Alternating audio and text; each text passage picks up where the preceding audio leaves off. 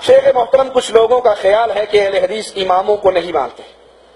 کیا اسلام میں امام کی اتباع کی کچھ حیثیت ہے یا نہیں؟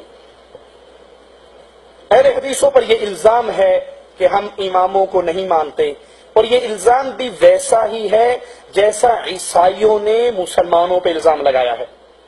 عیسائیوں کا کیا الزام ہے؟ عیسائی کہتے ہیں مسلمان عیسیٰ علیہ السلام کو نہیں مانتے. کہتے ہیں یا نہیں؟ تو آپ سارے مسلمان بیٹھے ہو نا، عیسیٰ کو مانتے ہو یا نہیں مانتے؟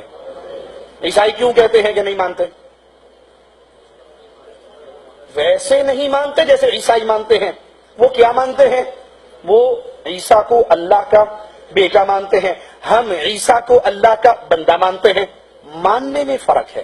ارے امام تو بڑی حیثیت ہے، بڑی عظیم شخصیت ہے. ہم تو زمین پہ رینگنے والی ایک کیڑی کے بھی منکر نہیں ہے. اس کیڑی کو بھی مانتے ہیں، پرندوں کو بھی مانتے ہیں، درندوں کو بھی مانتے ہیں، چرندوں کو بھی مانتے ہیں، اماموں کو بھی مانتے ہیں. ماننے میں فرق ہے. کیسے؟ تم امام کی بات کو حرف آخر مانتے ہو.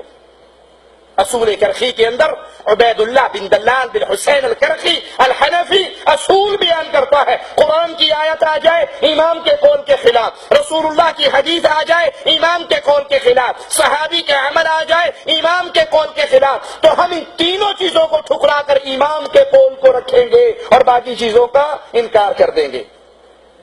تمہارا ماننے کا یہ ڈھنگ ہے. ہم بھی مانتے ہیں. کیا؟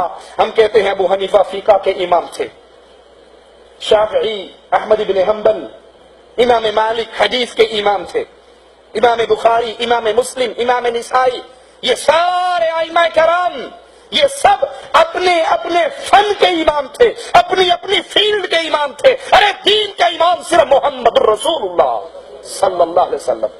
میرے اور ان کے ماننے میں فرق ہے.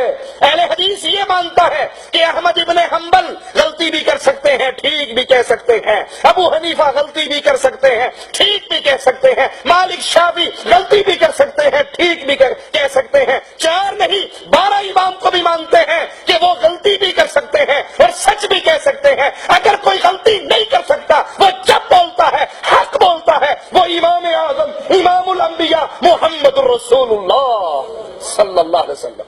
سب کو مانتے ہیں، سب کی عزت کرتے ہیں، سب کی شان کے مطابق احترام کرتے ہیں، لیکن حرف آخر مانتے ہیں تو بلال کے آقا محمد کی بات کو صلی اللہ علیہ وسلم.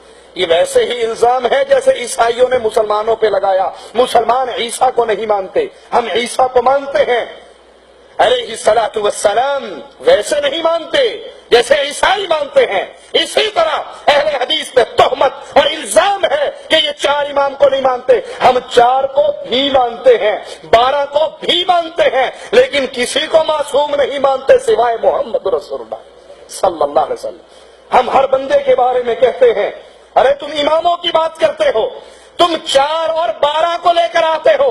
ہم علی کو مانتے ہیں، عثمان کو مانتے ہیں، فاروق اعظم کو مانتے ہیں، صدیق اکبر کو مانتے ہیں، لیکن اتباع کے لائق ان 4 سے پہلے ان 4 کے نبی محمد کو مانتے ہیں صلی اللہ علیہ وسلم.